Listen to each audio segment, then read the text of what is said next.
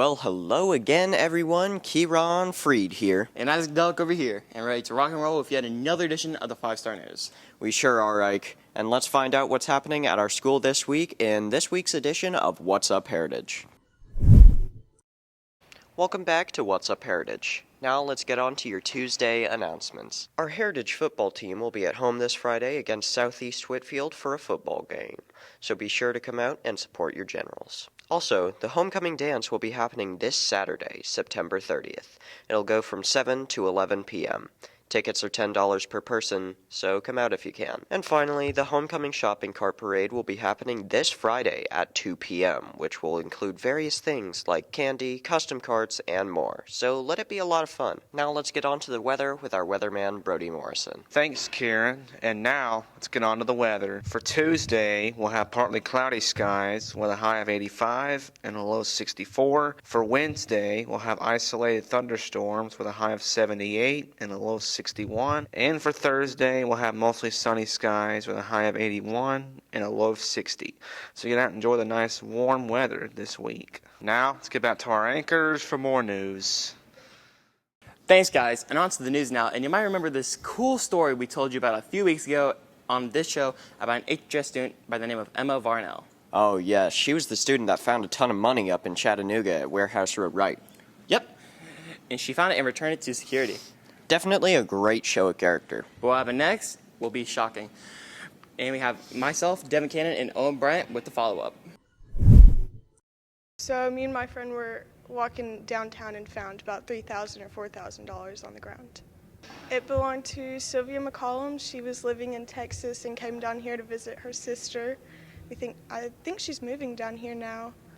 Her sister showed up to Chick-fil-A while I was working and handed me $300 as a thank you, and they're sending me a thank you card in the mail for turning all of that money in. It's just been weird because I never thought that this would happen, and it was like a lot of money to find, and I've never seen that before. That's just always the stuff that I see on the news and things.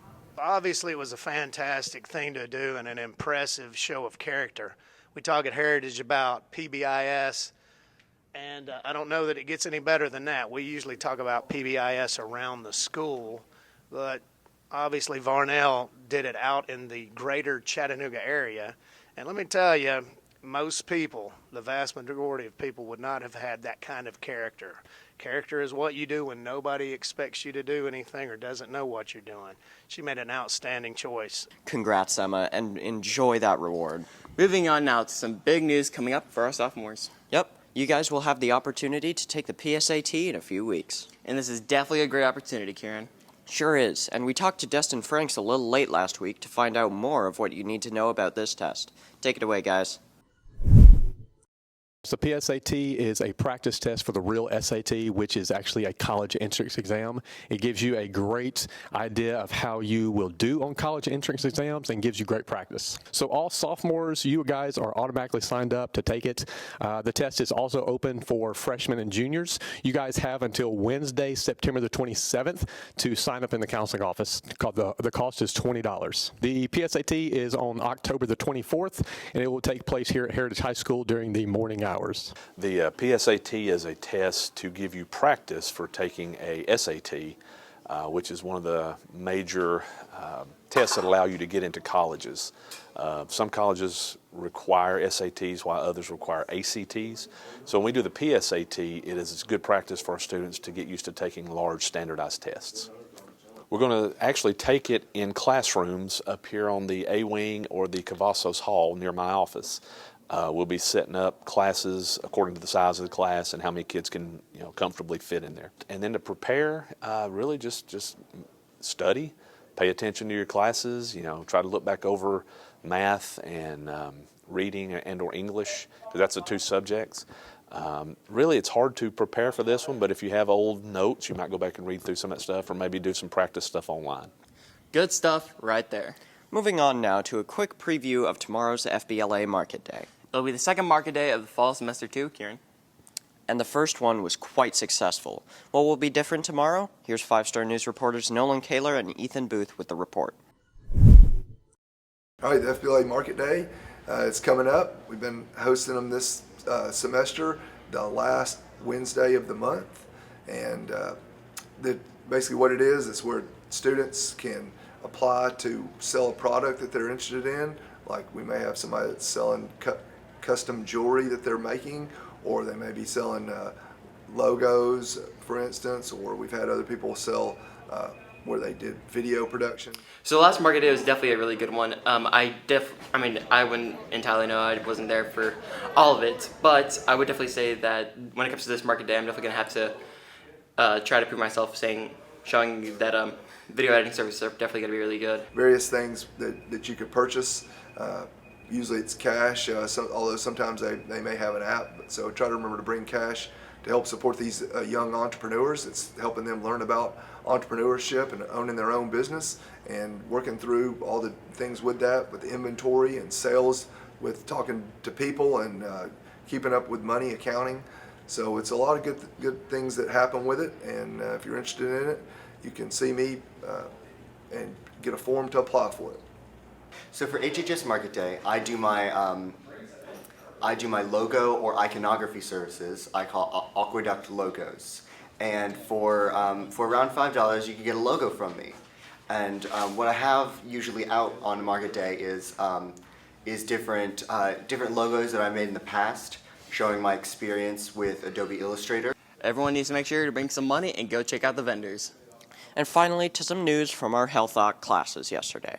Yep, Miss Henley's students were out doing blood sugar checks. What were they finding, and why were they doing them? Here's 5-star news reporters Talon Pickett and Gage Brewer with more in this report. And a quick warning, as this may be disturbing to some of our viewers. So in Miss Henley's class, we have been studying medical lab technology, and we've been taking a more hands-on approach to learning this. So we have been doing labs such as hemoglobin, blood sugar, cholesterol, and we also learned how to administer insulin. And this is really helpful for us as people who are aspiring to go into the medical field, because these are actual tests we do, and we practice on each other, so it's basically just a simple finger stick. So we offer these tests free of charge to teachers. So if you want to come down, just make an appointment with Miss Henley. So the process we'll show you here in a minute. It's basically a simple finger prick, when you go to the doctor, and we just give you a Band-Aid at the end, and that's about it. Okay, so today this is Cooper, and I'm going to be doing a simple glucose check on him. So we've already assembled all of our equipment. I got to put on my gloves because I don't want to touch his blood. First, we're going to take Cooper. We get his finger. We're going to do his ring finger here. His fingers are nice and warm. They are. Just saying. So then we do this on the outside here. We wipe the alcohol pad because we don't want the blood to be contaminated. Yeah, if you want to really zoom in on his finger there. So then we take our lancet, we uncap it. You ready, Cooper? Mm-hmm. All right, and 3, 2, stick. All right, so then we get a good drop of blood going here. Put the test strip in right on the side. And you're at 95. He's normal. Thanks for that report. And now, let's get you to a quick commercial break. Sounds good, but hang around after the break for sports and entertainment. What's that I smell in the air? It's Squatober! It's that time again, folks. Squattober at Heritage High School. T-shirts and hoodies will be on sale in the main weight room.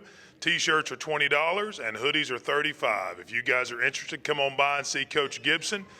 We'll start our Squattober workouts the month of October and be able to celebrate that through the wearing of the T-shirts and the hoodies. Love to have you guys take part of that.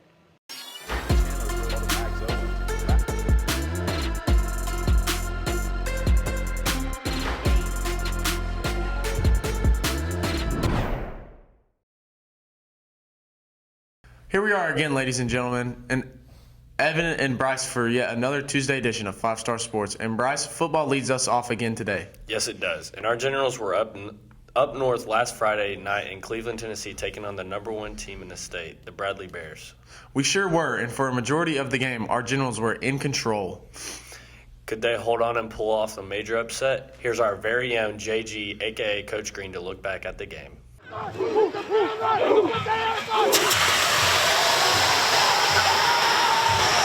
Generals took the field at Bradley Central as huge underdogs to the #1 team in the state of Tennessee, the Bradley Bears. But early on, it was our Generals that looked to be top ranked. Here, Max Owens picks off the Bear pass and sets up the offense with great field position. A few plays later, Jake Collette would boot a 32-yard field goal. It's 3-0 Generals, still early in the first quarter. Very next Bear possession, the Heritage defense does it again. This time it's number 33, Evan Wingrove, with the interception. He'll get it all the way down into Bear territory. This time the Generals offense would take full advantage of the turnover. Brady Chandler would connect with Max Owens on a 51-yard touchdown pass, and it's 9-0 Generals, and we're still in the first quarter. That lead would hold up until very late in the first half when the Bears get on the board. This time it's a quarterback sneak from Caleb Martin, 9-7 Generals as we go to the half. Third quarter action now, Generals still leading 9-7 when Bradley takes a lead on this 21-yard TD pass from Martin to Demarius Ballard. It comes right into your living room. The PAT would be good, 14-9 Bears, third quarter. Still third quarter now, Bradley scores again on this touchdown pass from Martin to all-everything wide receiver Boo Carter. He hits him in the flat, and Carter does the rest. 45 yards on the touchdown, 21-9 Bears, third quarter. But Heritage wouldn't die easy. Here, Drew Bradley takes the handoff, gets the nice burst up the middle, cuts outside, makes another guy miss, gets all the way down to the Bear 1-yard line, and that would set up Brady Chandler on the quarterback sneak. 21-16 Bradley, and we still have a ball game. The Generals would get yet another interception, have a chance to take the lead, but they're stopped on downs by the Bears, and then the Bears would score 2 touchdowns to seal it. Bradley wins this one 35-16, but it was a lot closer than the score indicated. Yeah, I thought the guys came out and played really well. They didn't come out scared. Really good football team, one of the best ones we'll play this year. And we came out and made some plays, did some really good stuff, executed some stuff good, but when you're playing an elite team, you just can't make mistakes. We just had a couple too many. It's like we have to have the cleanest game when we play the best teams, and we just didn't quite do that tonight. But really proud of who they are. We showed what we're capable of tonight, so I'm excited about this second half of the season. I feel like we came out here with good attitude. We actually thought we could win. We didn't just feel bad. I'm proud of our guys. We played good, let up a little in the second half. We all could have made better plays. I could have had more tackles, but I feel like we played good. That's a very good team. I'm proud of our team. That probably is the best team we'll face so far. I'm just super proud of our guys. I think we got a really good shot at the region championship this year. If we play like this tonight, clean up a few more stuff, dude, I don't think a lot of teams would be able to play with us if we play like this. Close but no cigar, Bryce, but we definitely had our chances. Yep. Got to get back in the win column this week as Southeast Whitfield comes to the Taj this Friday for homecoming. To cheerleading now, and Coach Burkett's ladies were busy this weekend as well. After performing on the sidelines at Friday's football game, our girls were up at the AMs again Saturday in the second competition of the year at Lakeview.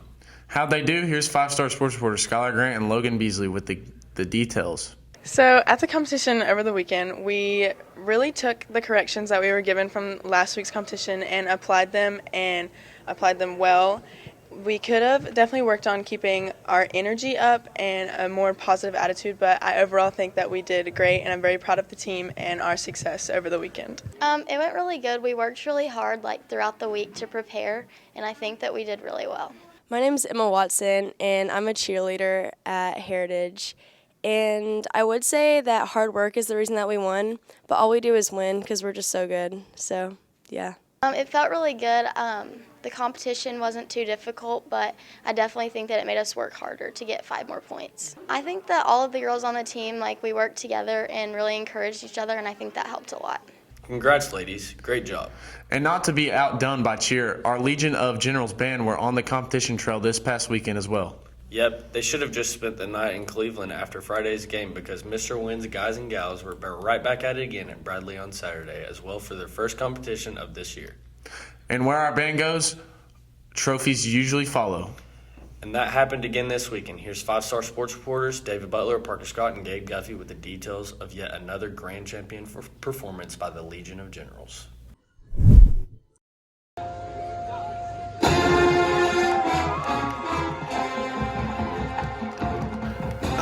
Super proud of the band Saturday night. They did a great job. Probably our cleanest run so far. We're looking forward to cleaning it up even more. But the most exciting part was the band that beat us last time we went there in 2017.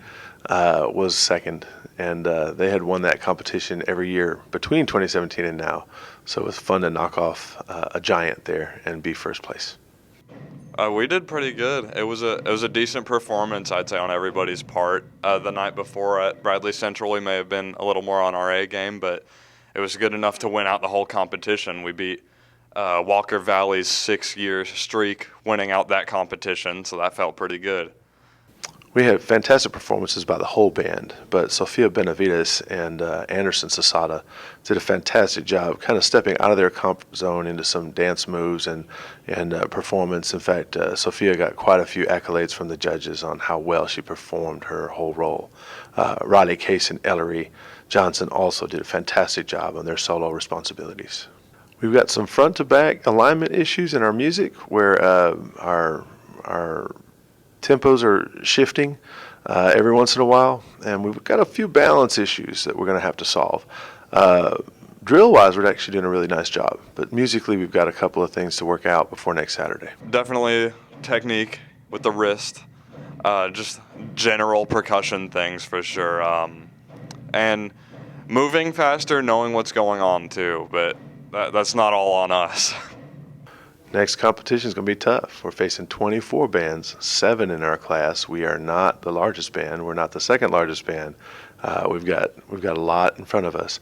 But if we play clean, play well, and do our show, we've got a really good shot. Thanks for sports, you guys, and a big-time props to our cheerleaders and band. What a weekend you guys had. To entertainment now, and Miss Hamilton's choir took a quick trip to Georgia State last Thursday to participate in Singfest. What is Singfest, Isaac?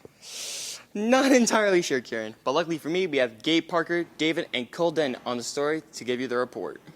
All right.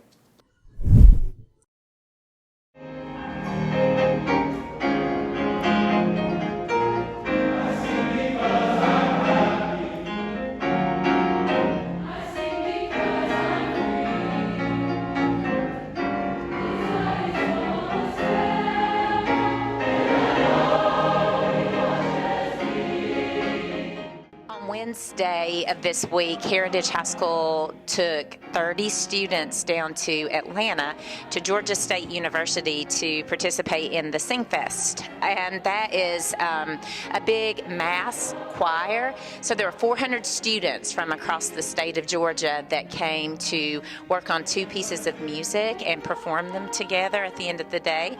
We went to Georgia State on Wednesday for Singfest, and it was really fun. We sang with a 400-person choir, and it was really cool. It was really cool to meet new people and see different kinds of singers. We got to watch some of the vocal performance majors from Georgia State, which was really cool. They sang a lot of arias, like Italian arias, like opera and stuff, and that was really cool to see. And it was fun to see like people who pursue music in college. And yeah, it was really fun, and it was a really good experience. We also got to hear Georgia State University singers perform. So they sang some opera pieces, they sang Broadway pieces. So the kids got to see what goes on at Georgia State. We also got to hear the Georgia State University singers at the end of the day. It's a phenomenal group. It's just a really great day to get on the campus at GSU. I feel like they have one of the strongest choral music programs in the state of Georgia, so I'm always excited to get the kids on campus and see what's going on down there. We were also really excited that Lakeview, Fort Oglethorpe, their choir brought some students along with us, so it was fun going together, both our schools.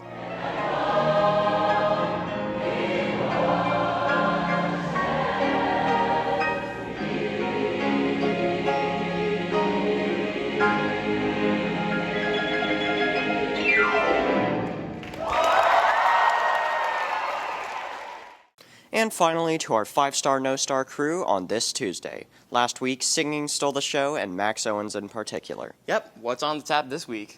I think it's golf, so shh, be very quiet and enjoy Talon Pickett, Gage Brewer, Sarah Sailors, and Bree Wilson in 5-star, no-star.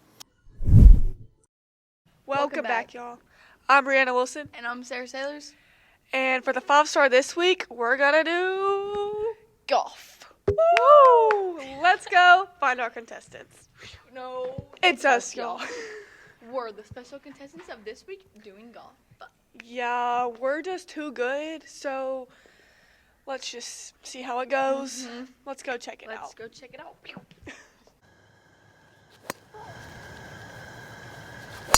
Oh. Ooh.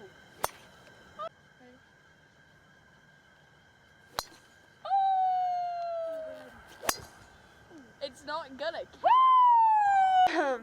To be honest, y'all, I deserve the 5-star because I'm just best at golf, and Sarah is not really good, so... She's literally lying to you guys because that's why we asked everybody around in Catoosa County, and they said Sarah Sellers is the winner. So just be quiet and just take the fact that you're a sore loser and can't take that you lost to a retired athlete. So She's not an athlete at all, so... actually, I did cheer, so I am an athlete. I did all-star cheer and competition cheer and spirit cheer, so just be quiet. Oh my God, Sarah. And that's why we'll catch y'all next week. And with that, we'll wrap up this today's edition of the 5-Star News. But fear not, we'll rejoin you on Friday with a brand new report. So until then, stay classy, Heritage.